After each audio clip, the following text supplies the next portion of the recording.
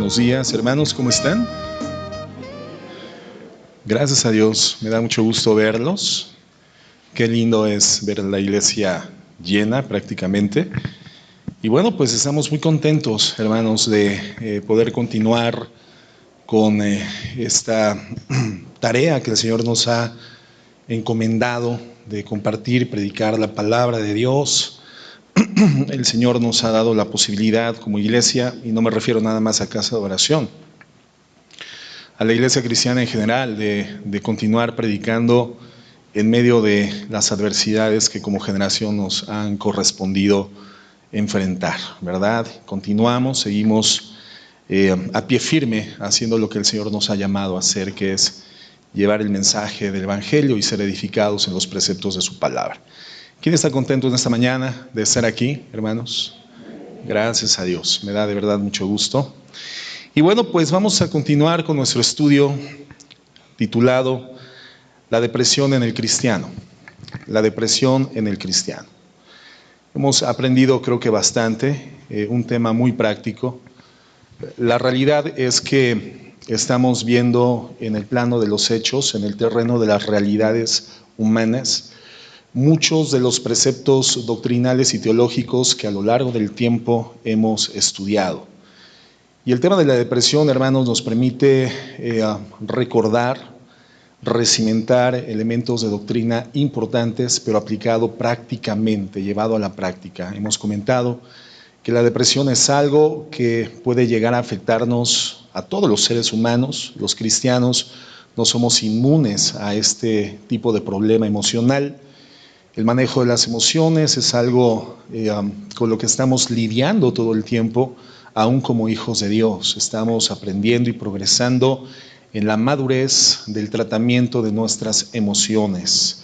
La palabra de Dios dice que es más importante tener dominio de nuestro propio carácter que tener el dominio de una ciudadela, de una ciudad entera, ¿verdad? Entonces, cuán importante es lograr desarrollar el dominio propio en el manejo de nuestro carácter, de nuestras emociones, a fin de no incidir en condiciones de inestabilidad anímica, como lo es la depresión. En los estudios anteriores, hermanos, hemos visto cómo nuestra forma de pensar afecta nuestra forma de actuar. ¿Se acuerdan de esta cadena de soluciones, de problemas que hemos definido, esta cadena de solución y de manejo de las emociones correcta? Hay una forma de pensamiento correcto que va a generar una actuación correcta y en consecuencia tendremos sentimientos correctos. Nuestras emociones, hermanos, hemos comentado, no pueden ser el motor de nuestros actos.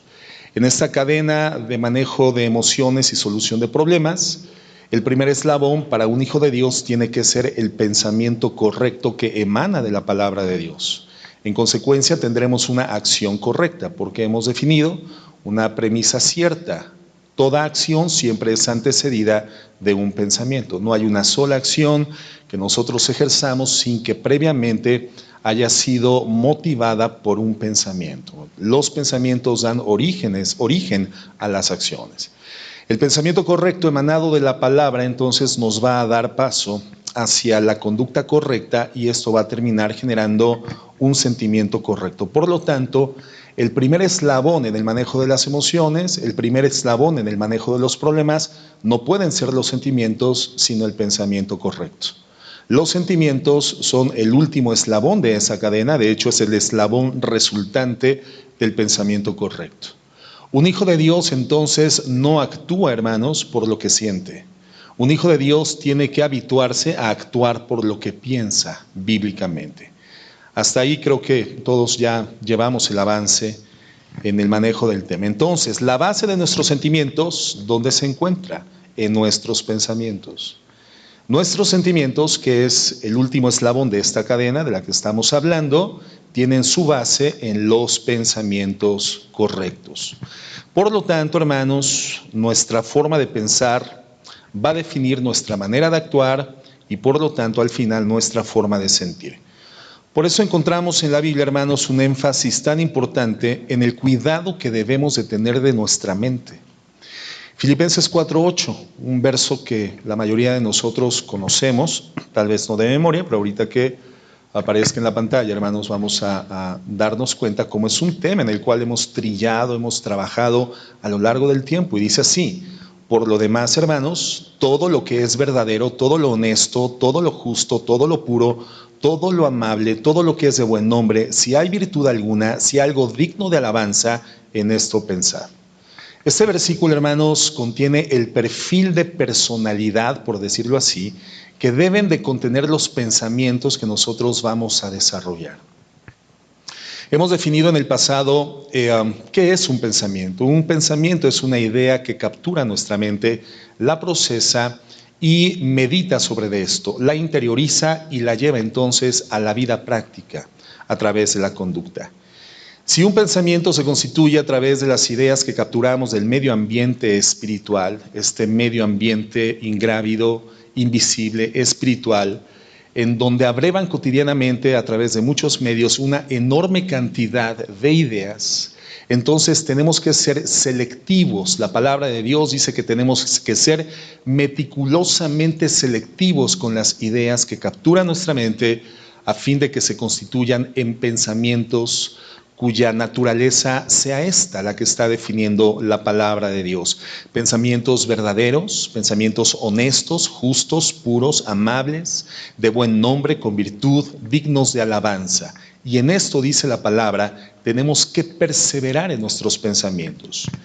El cristiano entonces, hermanos, comentamos, tiene que ser meticuloso con la información que permite que penetre en su mente, porque sin duda va a ser la definición de su manera de pensar. Y ese pensamiento afectará el actuar, y ese actuar terminará afectando nuestros sentimientos. Por eso la Biblia dice en el Salmo 1, verso 1, ¿te acuerdas cómo versa el Salmo 1? En el primer verso dice así: bienaventurado el varón que no anduvo ¿en qué? En consejos de malos. Y la palabra bienaventurado ya sabemos que es muy feliz. Entonces, muy feliz la persona que no anduvo, que no caminó, que no se dejó permear ni infiltrar por el consejo de los malos. Tenemos que ser entonces, hermanos, muy cuidadosos de exponernos al consejo del mundo, muy cuidadosos. Un consejo que se nos ofrece cotidianamente a través de los medios masivos de comunicación, los medios electrónicos, la internet, las redes sociales, etc. Ahora la pregunta ¿es pecado ver televisión, hermanos? ¿Sí o no? Por supuesto que no. Hay quien dice la televisión es del diablo. No es cierto, la televisión es de quien la compra. Quien tiene la factura del televisor es el propietario del mismo, no es el diablo. Pero tenemos que ser muy cuidadosos con la información que sale de nuestros televisores, porque estamos entendiendo la importancia medular de esa información que inequívocamente va a afectar nuestra manera de pensar. No es pecado, hermano, tener una consulta cotidiana, de ser necesario, de las redes sociales, la internet, los medios electrónicos.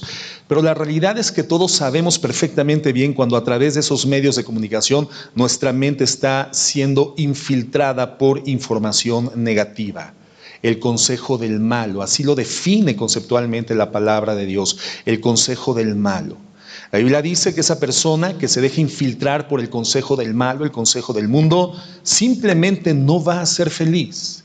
Tiene que renunciar a la ser expectativa de conocer la bienaventuranza en la tierra. La felicidad no es para aquellos que se dejan infiltrar por el consejo del malo. El malo, hermano, va a afectar la pureza, la objetividad, la coherencia de nuestros pensamientos. ¿Cuál sería el resultado? Acciones no correctas y sentimientos no correctos, sentimientos convulsos que tarde o temprano van a tomar la hegemonía de nuestra conducta. El resultado entonces, hermanos, va a depender de los pensamientos que nosotros permitamos se generen en nuestra mente. Ahora, debemos de tener cuidado con lo que permitimos que penetre en nuestra mente, pero no solamente esto, no solamente tener cuidado de qué no entra a nuestra mente, sino que debemos de cuidar, pensar correctamente a través de la palabra de Dios. No solamente es establecer un filtro correcto, apropiado, eficaz contra los pensamientos inicuos, los pensamientos malignos, los pensamientos del malo, sino que tenemos que ser activos, proactivos en la generación de pensamientos correctos. Pensamientos con el perfil de Filipenses 4:8 que acabamos de mencionar y cuya fuente, evidentemente, exclusivamente es la Biblia. El domingo pasado decíamos que lo primero que tenemos que enfrentar o hacer para enfrentar bíblicamente los problemas es cuidar el pensamiento que tenemos de nosotros mismos. ¿Se acuerdan?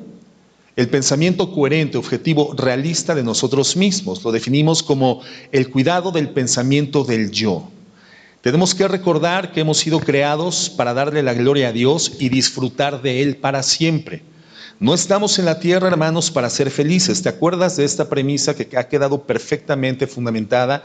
No estamos en la tierra para ser felices. Las personas que buscan la felicidad como meta en la vida van a encontrar solamente la frustración. Estamos aquí para glorificar a Dios y disfrutar de Él para siempre. Jesucristo dice, bienaventurados los que tienen hambre y sed de justicia, porque ellos serán saciados. Bienaventurados, felices, no los que buscan la felicidad, sino los que buscan la justicia. Somos llamados a buscar la justicia, el reino de Dios, el programa de Dios para la iglesia en esta tierra y operar en la dinámica de ese programa divino. Cuando nosotros buscamos la justicia, nos encontraremos con la felicidad. Pero no es en la búsqueda del bienestar, no es en la búsqueda de la autorrealización como conoceremos la felicidad. La felicidad tiene que ser entonces, hermanos, abandonada como objetivo de vida como hijos de Dios. Nosotros tenemos que buscar la justicia y en consecuencia el Señor nos llevará a encontrar la felicidad. Bienaventurados, felices, los que tienen hambre y sed de justicia, ellos serán saciados. Decíamos que cuando vivimos centrados en nosotros mismos, pensando primordialmente en nuestros problemas, en nuestras angustias, en nuestras carencias, en nuestros temores, vamos a tender inequívocamente a ser personas depresivas. Las personas centralizadas en sí mismas son las más idóneas candidatas para vivir en condiciones de depresión continua o recurrente. Una persona depresiva es alguien que se ama demasiado a sí misma. Vive todo el tiempo alrededor de sí mismo, enfocada en sus problemas, en su familia, en su salud, en su bienestar, en sus angustias, en sus miedos, en sus temores. Y comentábamos la semana pasada que no somos tan importantes. Tenemos que entender que no somos tan importantes como creemos serlo, hermanos. Y debemos de desarrollar, como dice la palabra de Dios, un correcto concepto de nosotros mismos, no más alto que el que debemos de tener. Una persona que se habitúa bíblicamente a pensar con coherencia de sí misma es una persona que se está blindando en contra del mal manejo de sus emociones. Es una persona que se está resguardando de ser víctima de la ansiedad, la angustia, la tristeza profunda, la depresión continua. Tenemos que ser coherentes, hermanos, y partimos de la base de que no somos imprescindibles, no somos tan importantes. Estamos aquí entonces, hermanos, no para buscar la felicidad, estamos aquí para darle la gloria a Dios y por lo tanto, ¿qué es lo que debemos de hacer? ¿Se acuerdan lo que vimos la semana pasada?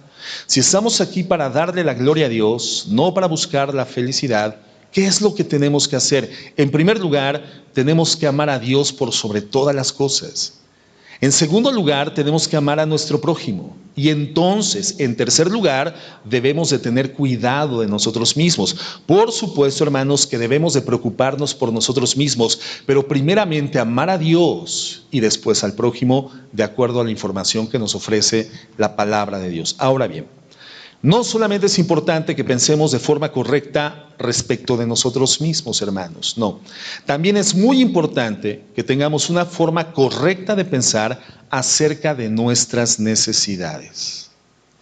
Cuán importante es que desarrollemos una forma correcta de pensar al respecto de nuestras necesidades. Todos nosotros, hermanos, somos seres dependientes. El único ser independiente, autoexistente e infinito en el universo, ¿quién es? ¿Quién es, hermanos? Lo estamos estudiando los miércoles. El único ser independiente, completamente independiente, autoexistente. ¿Te acuerdas cómo teológicamente se le define a la autoexistencia de Dios? Es a ver, los estudiantes, una palabra teológica, ¿no se acuerdan? Ay, hermanos, ¿de verdad no han estudiado los apuntes del miércoles? Bueno, no los voy a condenar. Aceidad, la aceidad de Dios, ¿se acuerdan? Hablábamos de la aceidad de Dios, un término que proviene de un vocablo latino que es ace, de donde deriva una palabra que utilizamos en el castellano, la palabra per se. Cuando decimos per se, estamos hablando de algo que es en sí mismo. Esto es bueno per se, por ejemplo. Estamos diciendo esto es bueno en sí mismo. Entonces la aceidad de Dios significa que Dios es autoexistente, preexistente, infinito, independiente de forma completa. Dios, al ser autoexistente, preexistente, infinito, no depende absolutamente de nadie. Pero nosotros somos personas y seres dependientes, hermanos. Dependemos de muchos factores para nuestra subsistencia física y para nuestra subsistencia espiritual. Y cuando la persona siente que carece de esos elementos que necesita, cuando una persona cree que carece o siente que carece de esos elementos que necesita o que cree que necesita para vivir, esa persona puede en resultante, hermanos, sentirse abatida, angustiada o deprimida. Por eso es muy importante que desarrollemos un pensamiento correcto al respecto de nuestras necesidades. Si no tenemos el pensamiento correcto al respecto de nuestras necesidades, podemos fácilmente llegar a una condición de angustia, ansiedad, tristeza o depresión cuando sentimos que no estamos suplidos en aquellas cosas que creemos que son necesarias. Entonces la importancia es grande. Tener una forma de pensar correcta respecto de cuáles son nuestras necesidades reales. Y fíjate muy bien, hermano, estoy hablando de necesidades reales. Y cómo debemos y podemos cubrir, suplir esas necesidades reales. Y acerca de este tema vamos a tratar el día de hoy. Lo primero que quiero que hagamos es definir qué es una necesidad. ¿Qué es una necesidad? Entonces, la semana pasada hablábamos del pensamiento correcto sobre nosotros mismos. Hoy estamos hablando del pensamiento correcto acerca de nuestras necesidades. Entonces tenemos que partir del punto de la definición. ¿Cuál es la definición, hermanos, de necesario? Fíjate cómo lo conceptualiza o define el diccionario. Algo necesario es aquello que no puede dejar de ser o no puede dejar de suceder. Algo que es menester, indispensable. Algo que hace falta para el alcance de un fin. Eso es algo necesario. Algo que es indispensable para el alcance de un fin. Si tú quieres hacer agua de limón, ¿qué te es necesario? ¿La chía será necesaria para hacer agua de limón? Ahora, ¿el agua de limón con chía sabe bien o no sabe bien? Sabe deliciosa. ¿Pero será necesaria la chía para hacer agua de limón? No. ¿Qué te es necesario para hacer agua de limón? Limones. ¿Y qué más? Agua, por supuesto. Y azúcar también, ¿verdad? Porque si no, no es agua de limón, hermanos. Entonces, lo necesario para un agua de limón que se precia de serlo es el limón y el agua. Y si no hay agua o limones, entonces es imposible hacer agua de limón. Ese es el concepto de necesario, hermano. Algo que es imprescindible. Ahora, ¿cómo se define necesidad? Necesidad significa indispensable para la vida. Todo aquello de lo que no se puede prescindir. ¿Qué nos es necesario para vivir, hermanos? El oxígeno, por ejemplo. Si nosotros llegásemos a carecer de oxígeno, entonces no podríamos preservar nuestra vida. Necesidad es aquello que es indispensable para preservar la vida. Todo aquello a lo cual es imposible sustraerse, faltar o resistir. Cosas que son menester para la conservación de la vida. Entonces, ¿qué es algo necesario? ¿Qué es algo necesario? Todo aquello de lo que no podemos prescindir, algo que es menester para la conservación de la vida. Y cuando entendemos, hermanos, la palabra necesario y la palabra necesidad en el contexto de su definición, nos damos cuenta de algo importante, que hay una gran cantidad de cosas a las que les llamamos necesarias y realmente no son una necesidad. Les llamamos necesarias, pero en realidad no son imprescindibles para la vida. Pero las hemos definido y las hemos abrazado en nuestro corazón, en nuestra alma, en nuestra percepción interna de la vida como cosas indispensables, cuando en realidad no son básicas para que nuestra vida sea preservada. Cuando le llamamos necesidad a algo que no es necesario, fíjate el juego de palabras. Cuando le llamamos necesidad a algo que no es necesario, ¿sabes qué es lo que va a suceder? Que cuando no tengamos esas cosas, nos vamos a angustiar. Cuando no tengamos esas cosas, nos vamos a abatir, nos vamos a preocupar y muy factiblemente nos vamos a deprimir porque creemos que las necesitamos. Y si no las tenemos, hermanos, obviamente nos vamos a sentir insatisfechos, insuficientes, nos vamos a sentir muy mal porque careceremos de ellas. Por eso, hermanos, es tan importante que aprendamos a distinguir entre necesidades reales, necesidades creadas, necesidades ficticias, necesidades ilusorias o inventadas. Cuán importante es que logremos realmente distinguir cuáles son nuestras necesidades. Vamos a Mateo 6, por favor, verso 31 al 32. Mateo 6, 31 al 32. Dice así el Señor Jesús: no os afanéis pues diciendo qué comeremos o qué beberemos o qué vestiremos. Porque los gentiles buscan todas estas cosas, pero vuestro Padre Celestial sabe de qué tenéis necesidad, que necesitan todas estas cosas. Ahora, vemos a Jesucristo, hermanos, en este texto, definiendo tres necesidades básicas, tres elementos básicos de verdadera necesidad. Necesidades reales, ¿cuáles? Bueno, Cristo nos habla de la comida, de la bebida y del vestido. Son necesidades reales, hermanos, de acuerdo a lo que dice el Señor Jesucristo. Pero, ¿qué hace el mundo? ¿Qué hace la economía del mundo en términos generales a partir de estos elementos que sí son necesarios? El mundo lo que hace, hermanos, hábilmente es crear necesidades que realmente no son necesarias.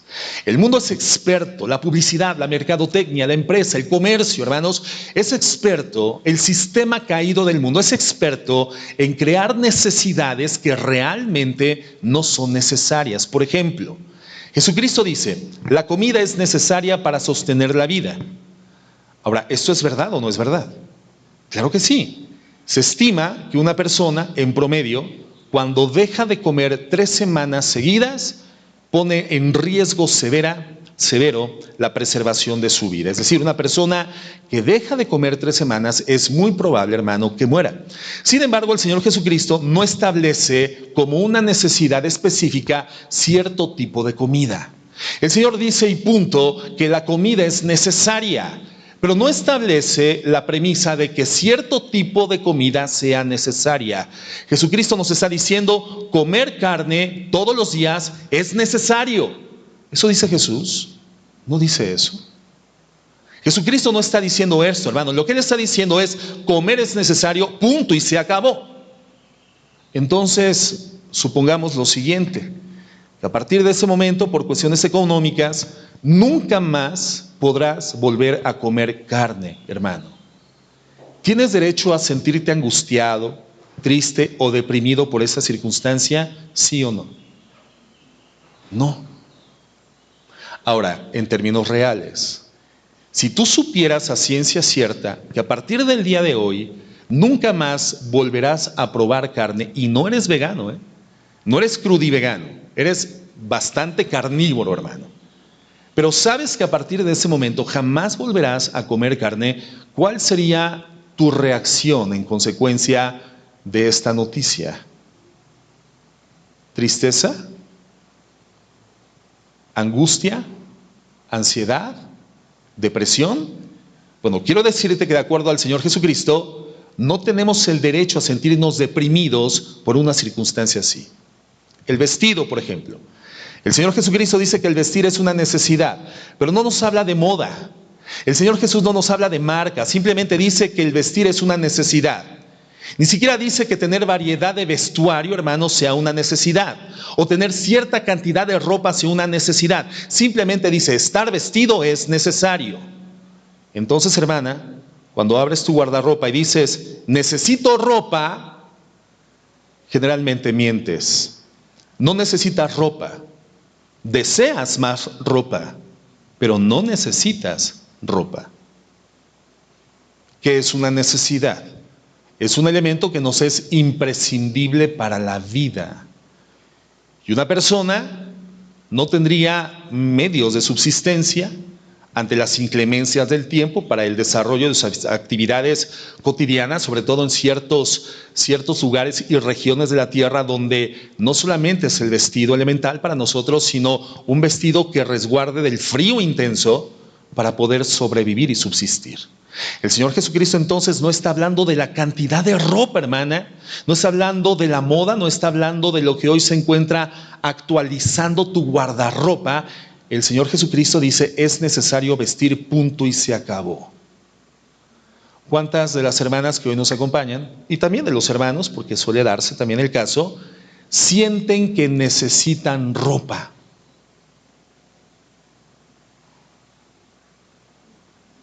Consta, hermana, que te estoy dando la oportunidad de que tu marido vea que tú sientes que necesitas ropa y lo estás dejando pasar de largo, ¿eh? Claro, después de esa explicación, yo ya no necesito ropa. Bueno, es que la realidad es que no necesitamos ropa. Ahora, ¿quién tiene deseos de tener más ropa? ¿Quién tiene deseos de vestir a la moda? ¿Quién tiene el deseo de tener marcas en las etiquetas de sus atuendos?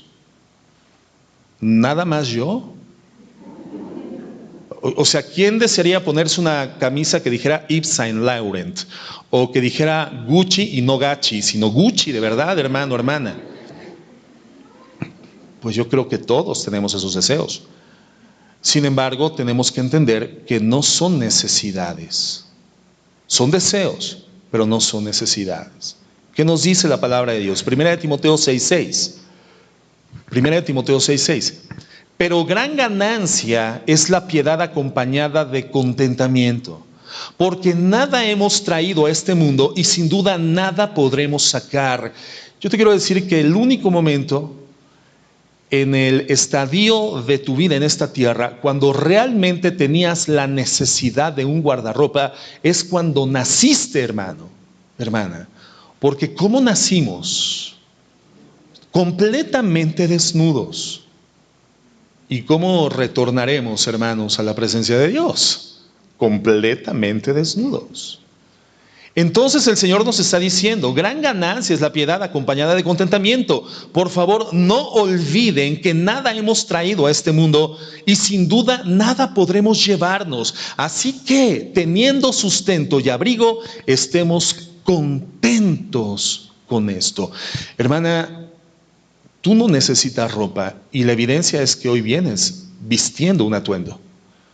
Te gustaría tener más ropa, ese es un deseo de tu corazón.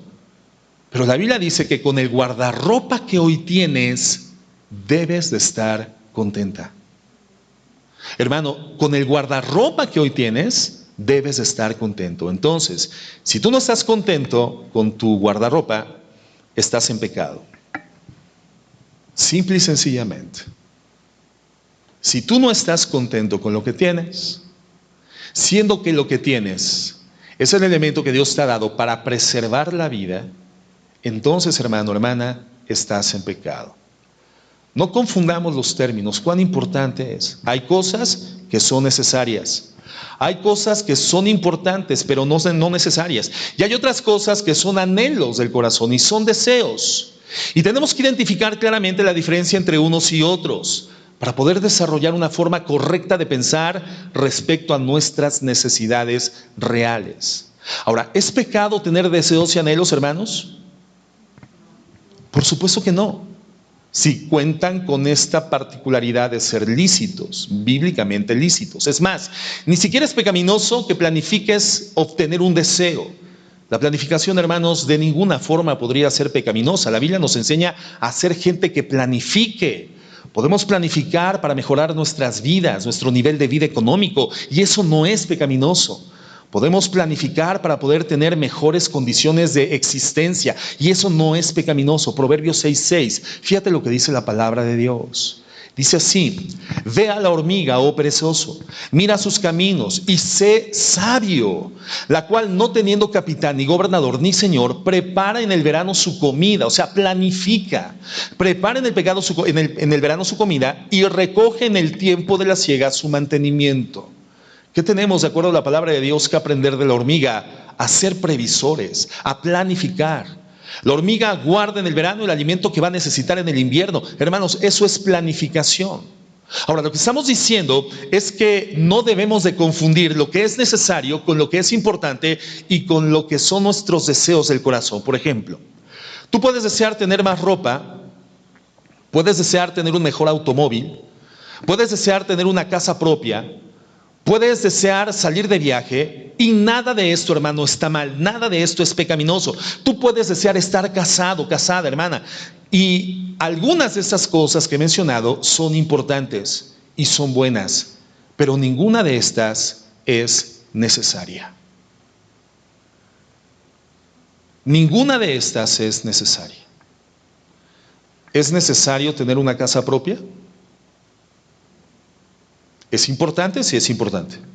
¿Es conveniente? Claro que es conveniente. En vez de estar pagando rentas que jamás vas a tener en retorno financiero, poder estar pagando a cierto plazo, a un plazo en años, tu propia casa, es más conveniente que no tener el retorno de tu inversión. Es más, no es una inversión, una renta es un gasto. Entonces, ¿es importante, es conveniente tener una casa propia? ¿Sí o no? Pero ¿cuántos vivimos en casa rentada y nuestra vida es preservada? Entonces, es importante, pero no es necesario.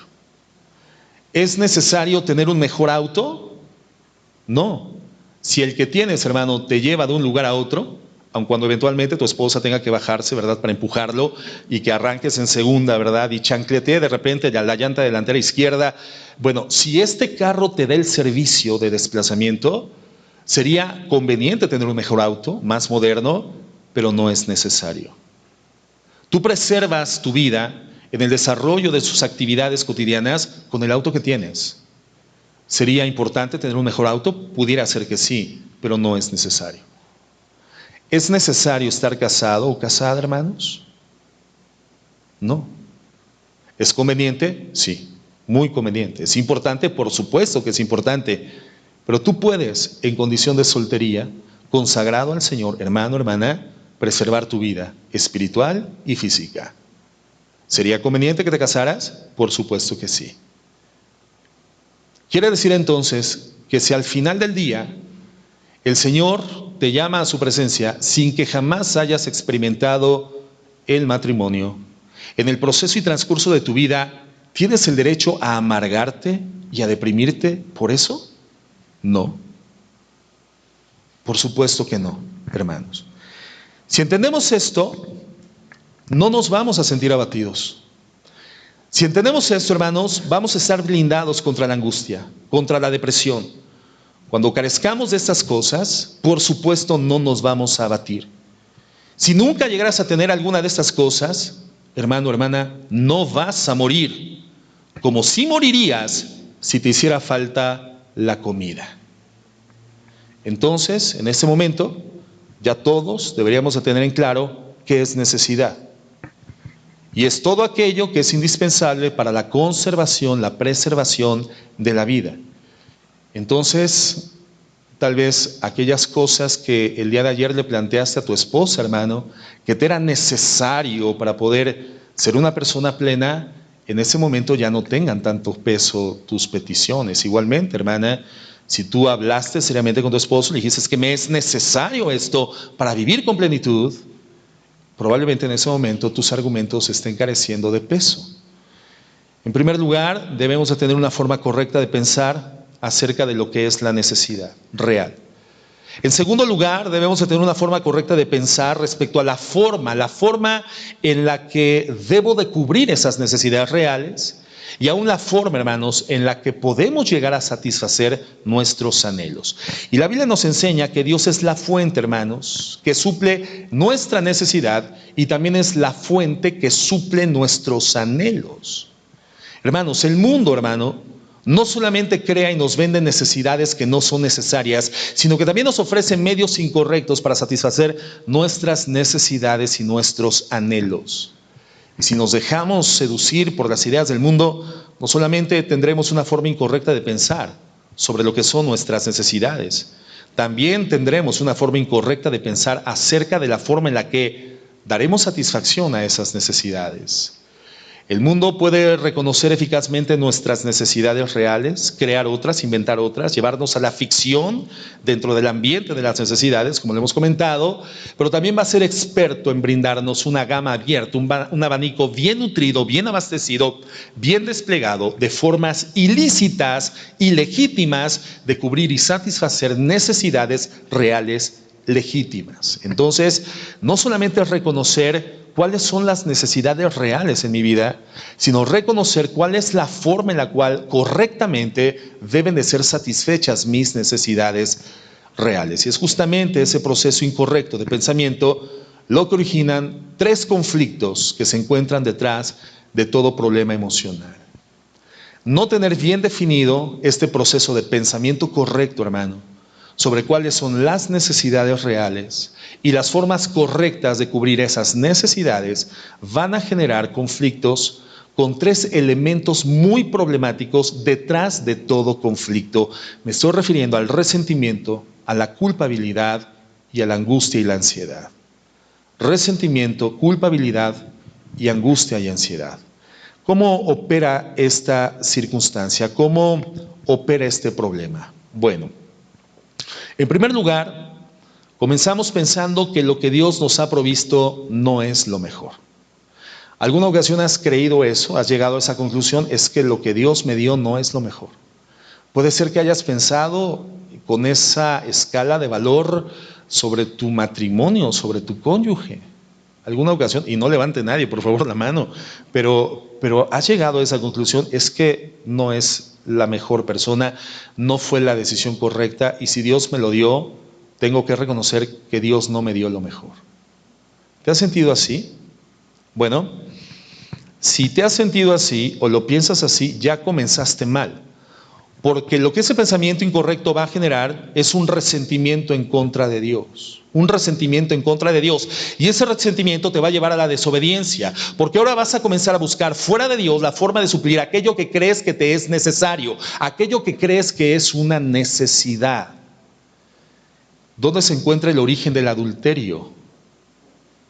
En la decisión equivocada de buscar fuera de Dios la persona que supla la necesidad que tú crees que es imperante cubrir en tu vida para ser feliz, y que no cubre, no suple la persona que equivocadamente Dios te dio por esposa o por esposo.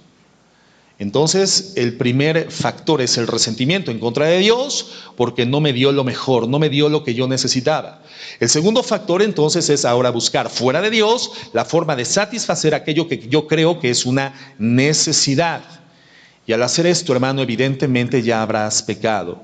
Y inequívocamente va a generar esto en ti un sentimiento de culpabilidad por la comisión del pecado. El problema se agrava porque ahora crees que tu felicidad depende de aquello que crees que va a satisfacer tus más profundos anhelos. Y como no sabes si tendrás o no tendrás aquello que tú crees que va a llenar tu necesidad, entonces eso genera en tu alma angustia y ansiedad. Resentimiento, culpabilidad y angustia. ¿Por qué, hermano? ¿Por qué? Por una forma de pensar incorrecta sobre tus necesidades reales. Por una forma incorrecta de pensar sobre la forma correcta de suplir tus necesidades. ¿Qué tenemos que hacer entonces? Pensar correctamente acerca de estas cosas. ¿Y de qué forma podemos pensar correctamente con respecto a nuestras necesidades? Bueno, necesitamos tener en la palabra de Dios, hermanos, la iluminación del Espíritu Santo de que Dios, y solamente Dios, es quien suple las necesidades de sus hijos. Pero lo hace conforme a su amor, conforme a su poder y conforme a su sabiduría. En otras palabras, tenemos que recordar que Dios nos ama con un amor infinito. ¿Se acuerdan que el miércoles comentábamos que la naturaleza infinita de Dios, Dios es un ser infinito, por lo tanto, todos sus atributos, de hecho, la gloria de Dios, que se puede definir como la suma de todos sus atributos, igualmente es infinita? Si Dios es infinito, su amor como atributo inherente, por lo tanto, posee su naturaleza infinita. Si Dios es infinito, su amor es infinito. Si Dios te ama, ¿cuántos saben que Dios los ama? Entonces tienes que saber que Dios te ama infinitamente. ¿Crees esto? Así es.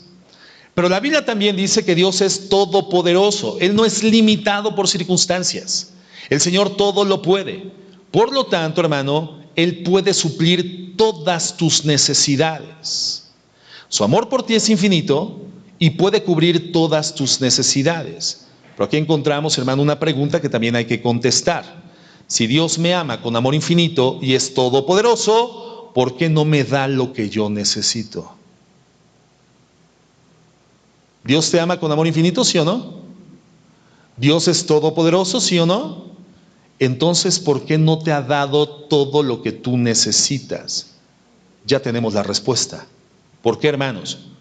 Porque en la mayoría de los casos, lo que creemos que necesitamos realmente no es una necesidad de nuestra vida.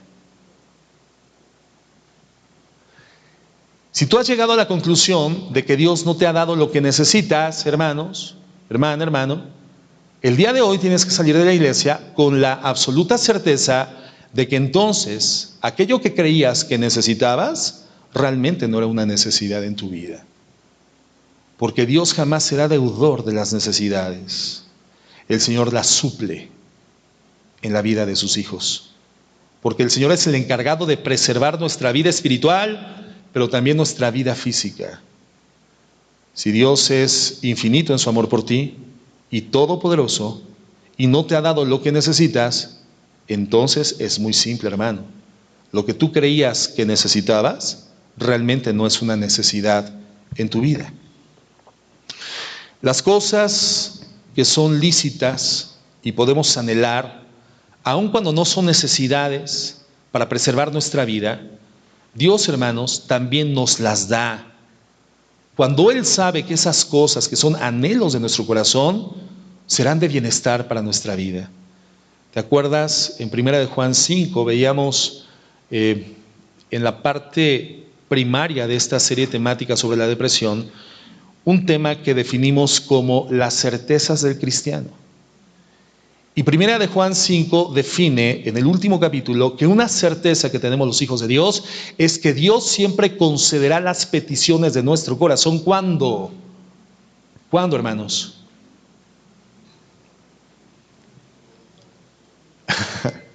A ver, ¿quién me lo dice? Traigo una estrellita y me queda un poquito de saliva. Ahora, si no se animan, bueno, pues no me contesten. Cuando pedimos conforme a qué. Ah, yo sabía que sabían, solo que no se acordaban. El Señor concederá las peticiones de nuestro corazón cuando nosotros pedimos conforme a su voluntad.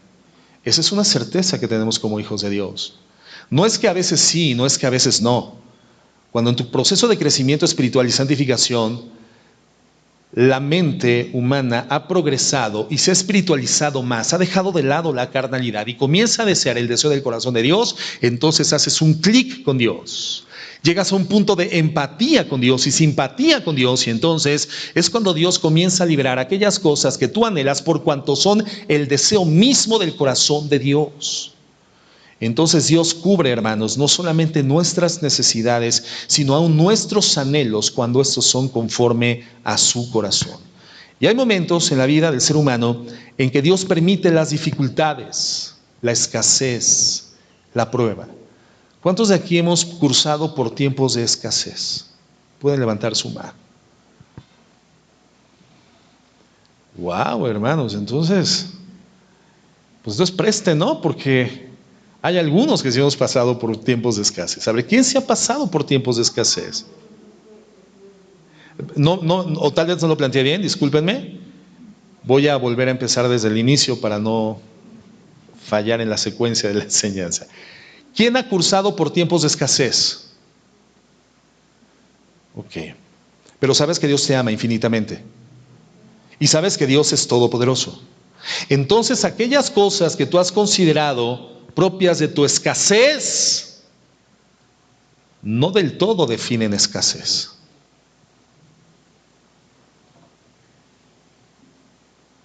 ¿Entendemos esto que estoy planteando o estoy logrando expresar? O sea, pastor, yo he pasado por mucha escasez. Bueno, pero sigues vivo, hermano.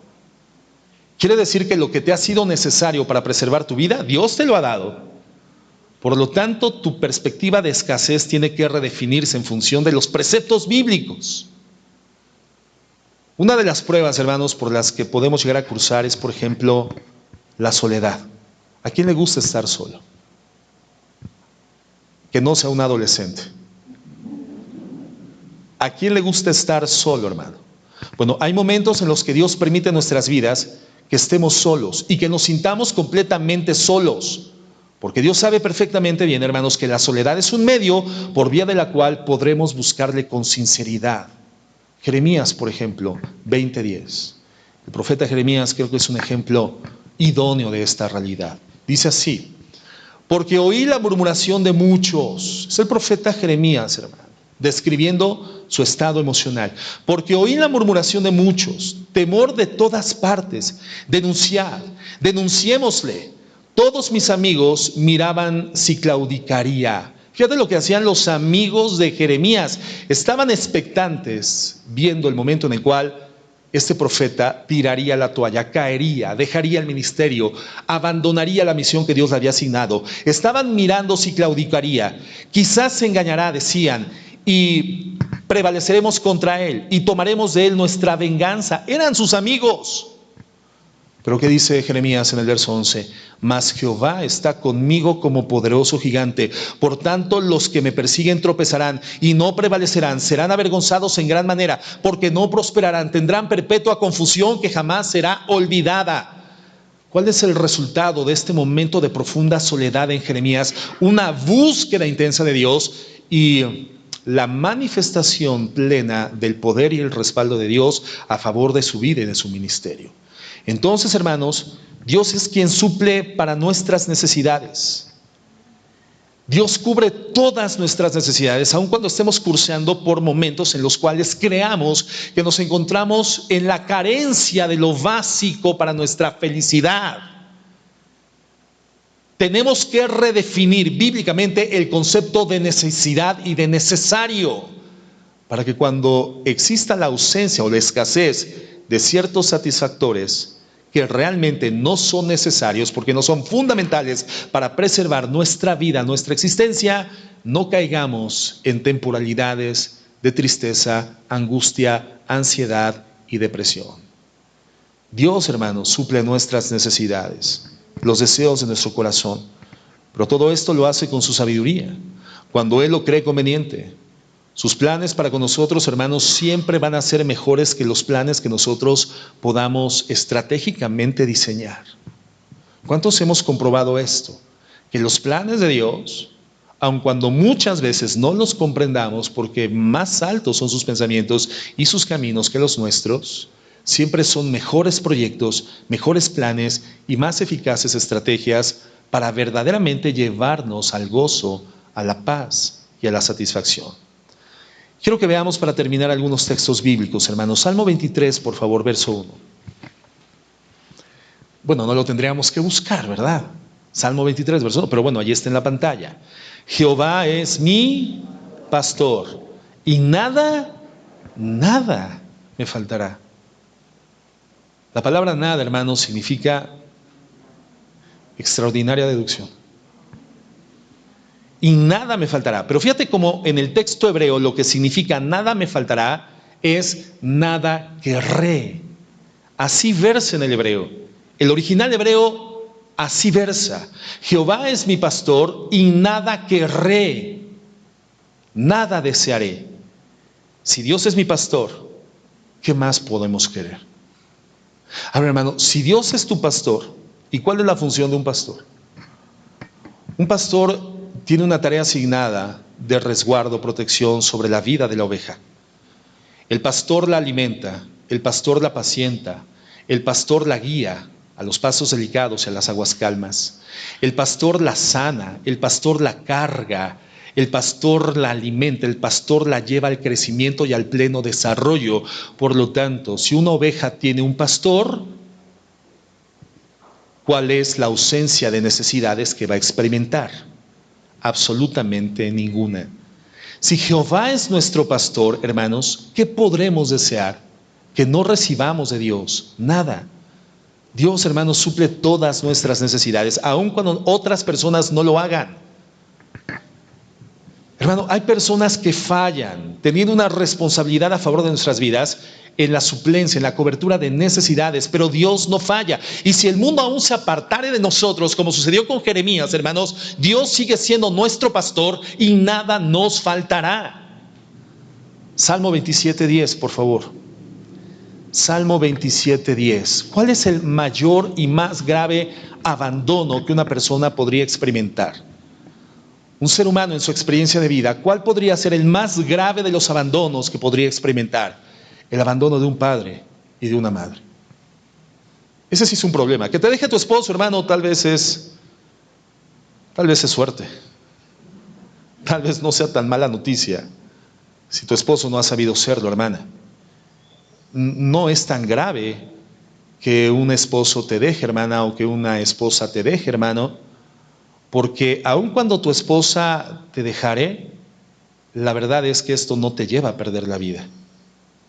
Pero hay momentos de la vida en donde si un padre o una madre fallecen o abandonan a sus hijos, la vida de los hijos sí corre peligro. Su preservación sí se encuentra en riesgo, su sobrevivencia. Bueno, entonces vámonos al punto extremo del abandono. El peor abandono que un ser humano pudiera experimentar. Dice así: aunque mi padre y mi madre me dejaran, con todo Jehová me recogerá. Entonces, hermano, ¿te podrás entristecer si te abandona un amigo? ¿Sí o no? A ver, ¿quién se ha visto traicionado o abandonado de algún amigo? ¿Y te sentiste triste? Sí. Por supuesto que sí, pero ¿será lícito que te deprimas? No.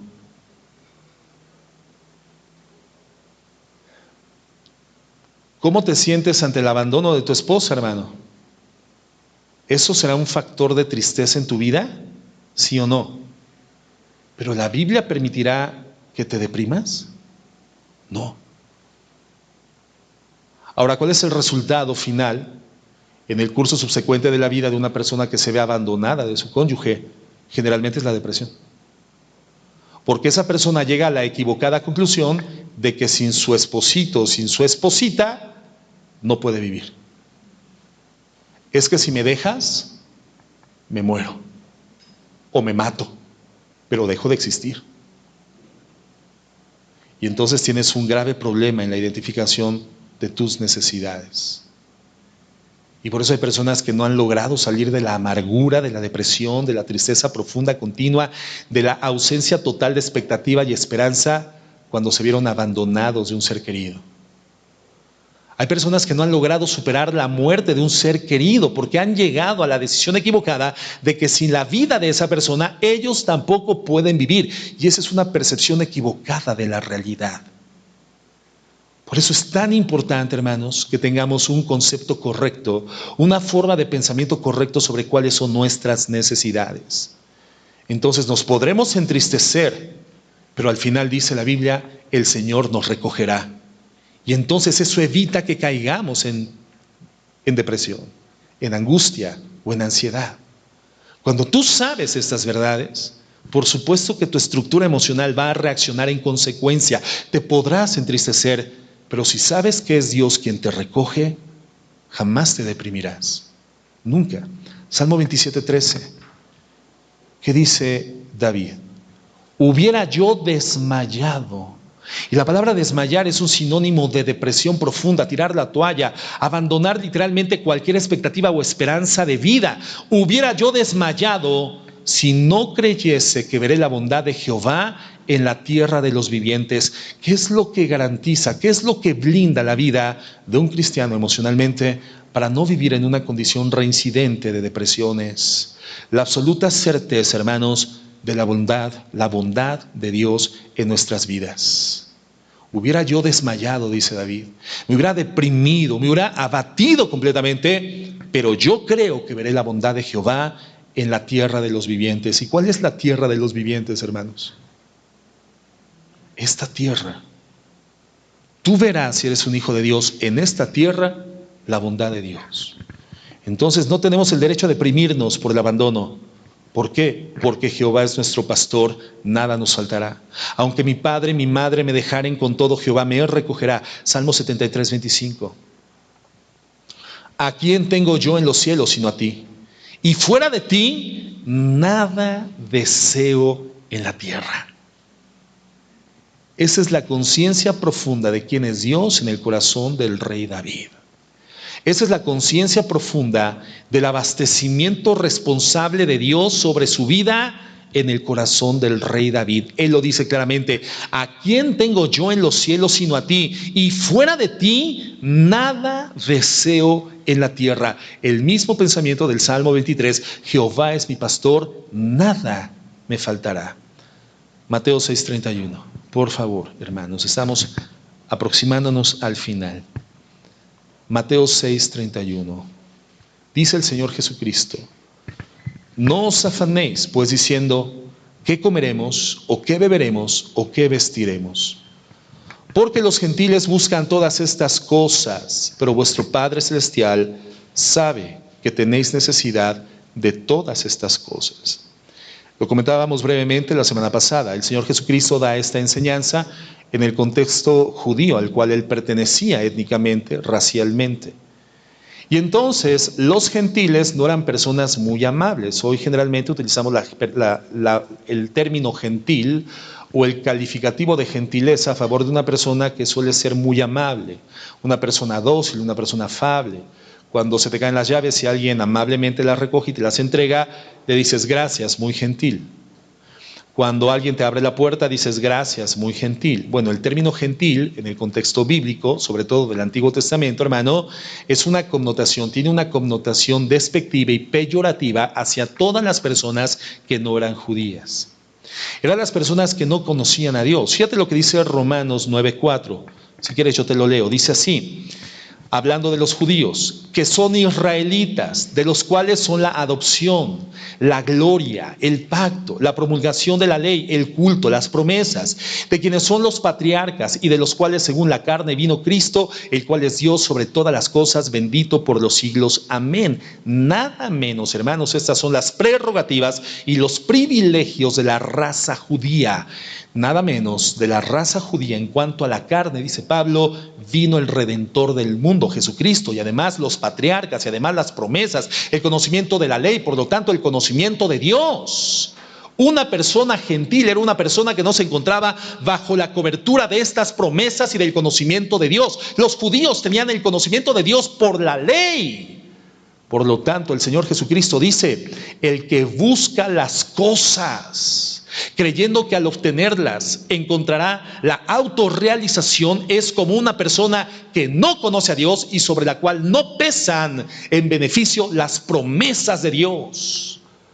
Un judío que buscaba las cosas en vez de buscar a Dios era una persona cuyo conducta y comportamiento era indigno, era inmoral. Literalmente estaba haciendo una negación abierta, directa de la naturaleza de Dios, la cual se había revelado en una forma dimensionada, limitada, pero dimensionada a través de la ley.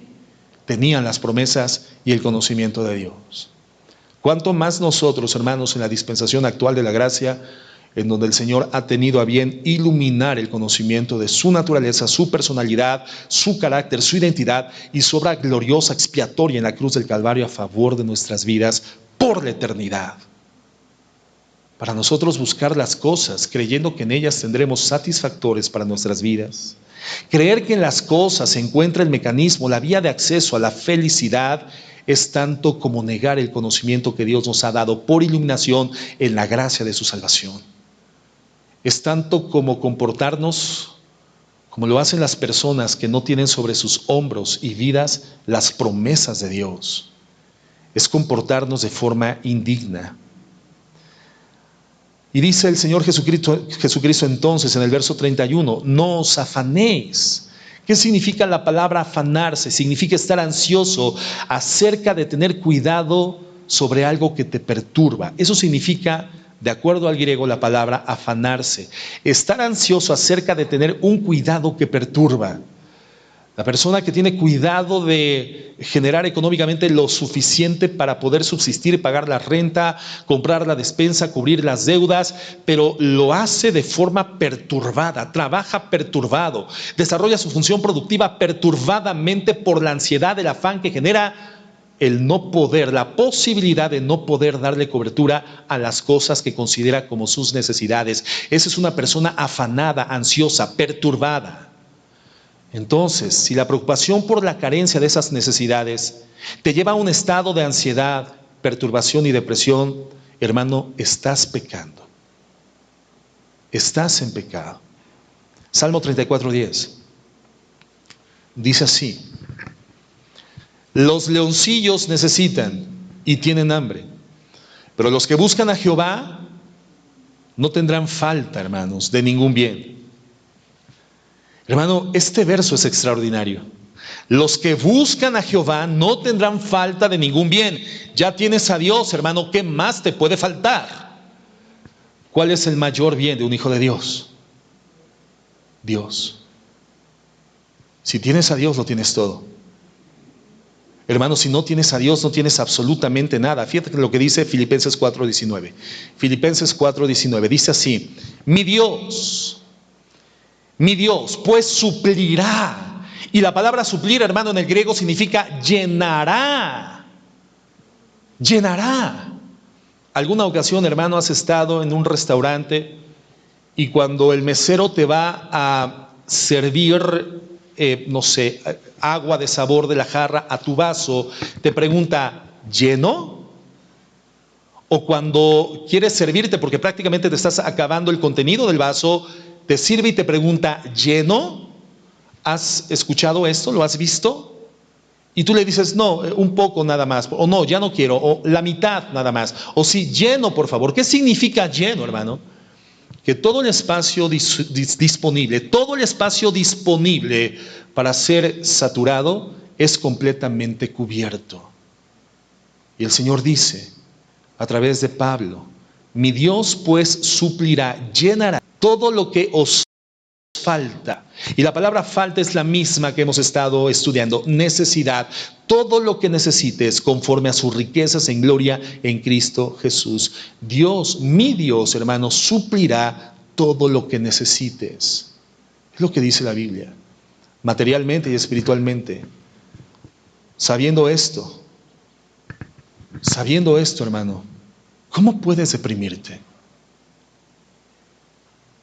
¿Cómo puedes deprimirte? ¿Por qué te deprimes? Porque has definido como necesidades cosas que no son necesarias. O has definido en tu vida como necesario cosas que no son necesidades. ¿Cómo podemos deprimirnos cuando la promesa de Dios y su cumplimiento es perfecto? Él suplirá, Él llenará todo lo que necesitamos conforme a sus riquezas en gloria, hermano. Hebreos 13:5, por favor. Dice así: sean vuestras costumbres sin avaricia. ¿Qué es la avaricia, hermano? Es el deseo de tener y retener, no liberar. Esa es la avaricia.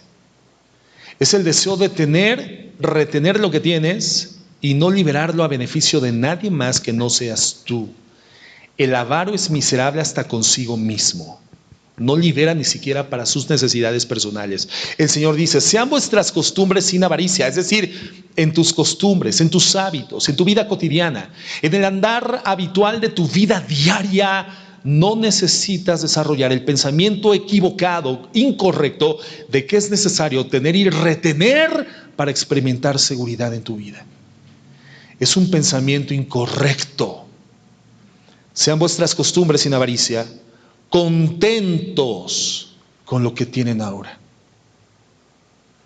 No con lo que tendrán mañana, no con lo que tienen en meta y expectativa llegar a tener el final del año, con lo que hoy tienes. Con lo que hoy tienes, sé una persona contenta.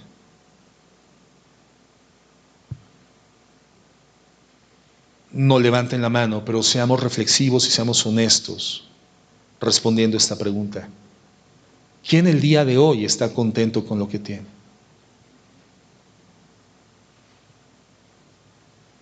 Tal vez llegaste a esta mañana, en esta mañana al servicio, con un profundo descontento por lo que te hace falta,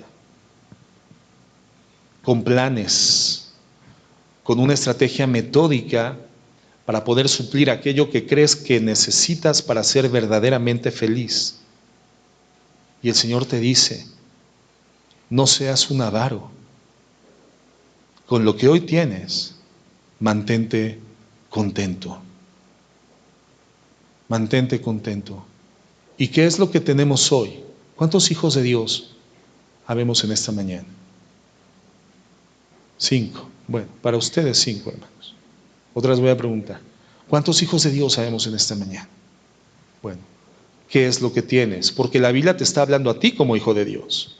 Mantente contento con lo que hoy tienes. ¿Qué es lo que tienes?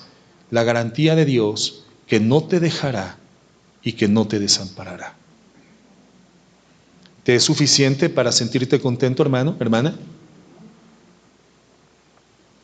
La enseñanza entonces, hermanos, es muy clara. Efectivamente tenemos necesidades, pero debemos entender que en Dios ya han sido suplidas todas. Y Dios suple no solamente eso, sino los deseos de nuestro corazón conforme a su voluntad. Conforme a su voluntad. Y ya lo tenemos todo, porque tener a Dios, hermanos, es tener todo. No tenerlo a Él es literalmente no tener nada. Quiero terminar con Lucas 10:32. Y leamos, por favor, una historia para finalizar. Ese es el final. Y dice así. Aconteció que yendo de camino entró en una aldea y una mujer llamada Marta le recibió en su casa. Esta tenía una hermana que se llamaba María, la cual sentándose a los pies de Jesús oía su palabra. ¿Qué hacía María? Oía su palabra. ¿Dónde estaba sentada? A los pies de Jesús. Pero Marta se preocupaba con muchos quehaceres y acercándose dijo, Señor, ¿no te da cuidado que mi hermana me deje servir sola? Dile pues que me ayude. Respondiendo Jesús le dijo, Marta, Marta, afanada y turbada estás con muchas cosas, pero solo una cosa es necesaria. Y María, tu hermana, ha escogido la buena parte, la cual no le será quitada. ¿Cuál fue la parte que eligió María? Estar sentada con Cristo, siendo nutrida, abastecida de la eternidad de su palabra. Cielo y tierra pasarán, pero mi palabra, dice el Señor, permanece para siempre. El que hace la voluntad de mi Padre permanece para siempre. Por eso Jesucristo le dice a Marta, Marta, Marta, afanada y turbada, con muchas cosas estás ocupada, solamente una te era necesaria, la que escogió María, estar a mis pies siendo alimentada de mi palabra. Hermanos, si tenemos a Dios y su palabra, tenemos todo lo que necesitamos, pero también tenemos todo lo que anhelamos. Entonces ya vimos cuán importante es tener el pensamiento correcto sobre cuáles realmente son nuestras necesidades. El pensamiento correcto sobre cuál es la forma legítima y la fuente a través de la cual son suplidas nuestras necesidades, y es Dios. Y en tercer lugar, ¿para qué Dios, hermanos, suple nuestras necesidades? ¿Cuál es el propósito por el cual Dios suple nuestras necesidades? Mateo 6:31 nos lo dice. No os afanéis pues diciendo qué comeremos o qué beberemos o qué vestiremos, porque los gentiles buscan todas estas cosas, pero vuestro Padre Celestial sabe que tenéis necesidad de todas estas cosas. Entonces, buscad primeramente ustedes como hijos de Dios, como redimidos por la gracia. Buscad primeramente el reino de Dios y su justicia, y todas estas cosas os serán añadidas. Contéstenme, por favor, hermanos. ¿Por qué Dios, siendo la fuente de cobertura de nuestras necesidades, por qué Dios cubre nuestras necesidades? ¿Por qué Dios suple nuestras necesidades?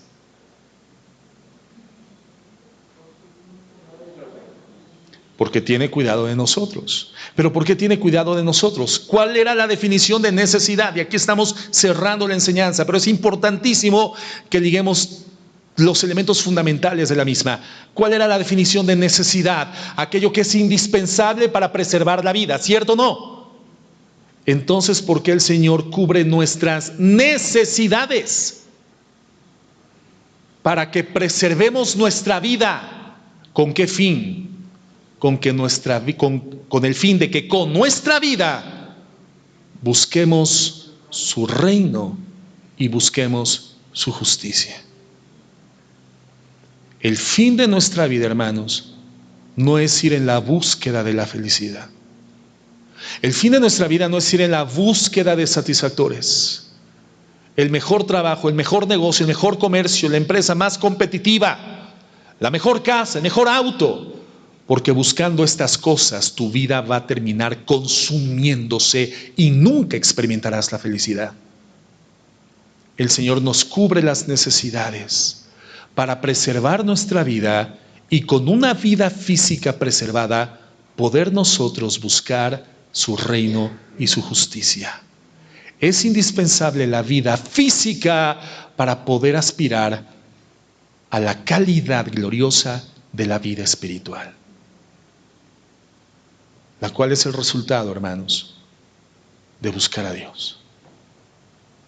Estamos en esta tierra no para ser felices. Estamos en esta tierra para buscar su reino y su justicia. Y para poder hacerlo, Dios preserva nuestras vidas, dándole cobertura a nuestras necesidades. Entonces, hermana, quédate contenta con el guardarropa que tienes. Ahora, si quieres más ropa, pues esto en sí no es un pecado. A menos que la cantidad de ropa que tengas ya ni siquiera encuentres un lugar donde poderla guardar y avaramente la estás resguardando para cuando en el año 2025 retorne la moda del 1975 y algún día volverte a poner esa blusa que hace muchos años pudiste haber liberado para cubrir la necesidad de alguien más. Entonces sí sería un pecado. Mantente contenta con lo que tienes. Mantente contento con lo que tienes. Ahora, aspiracionalmente no está mal que planifiques tu desarrollo, pero tienes que entender que si este desarrollo se da o no, en eso no se cifra tu felicidad, tu gozo y tu paz. El gozo y la paz de un hijo de Dios viene como consecuencia de tener un pensamiento correcto de sí mismo y un pensamiento correcto de sus necesidades reales. Y comenzar a hacer a un lado las que no son necesidades reales, aquellas que son creadas, ficticias, ilusorias o inventadas, a fin de que cuando estas otras, las creadas, no las puedas obtener, entonces tu vida anímica y tu vida espiritual no sufran un daño. Y seas una persona ecuánime, equilibrada, seas una persona feliz como el resultado de buscar a Dios y su justicia, lo cual puedes hacer porque Dios sí cubre tus necesidades. Estamos aquí, hermanos, no para ser felices, sino para glorificar a Dios y disfrutar de Él por la eternidad. Si eres un hijo de Dios, ya puedes comenzar a hacerlo. Y no creer que teniendo más, tendrás paz. Si crees esto, hermano, estás a un paso de la depresión, a un paso de la angustia y de la desesperación. Vamos a orar.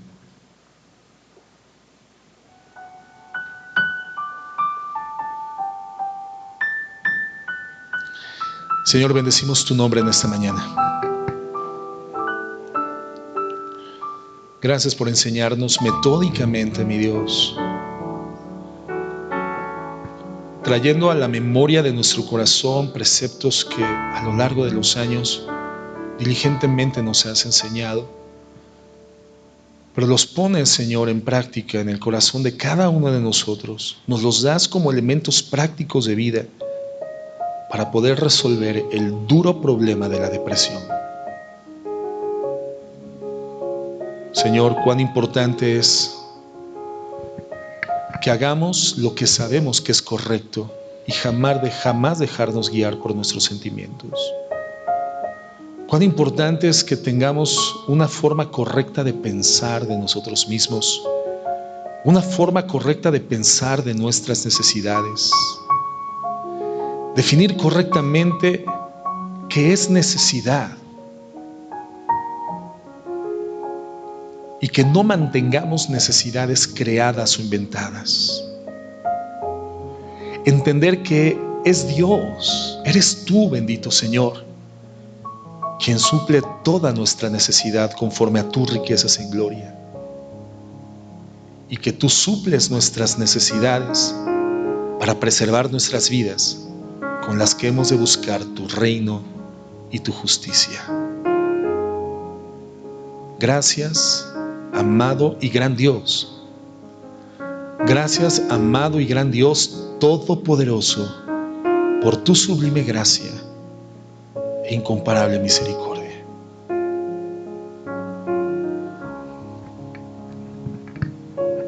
Bendecimos tu nombre. En Cristo Jesús. Amén.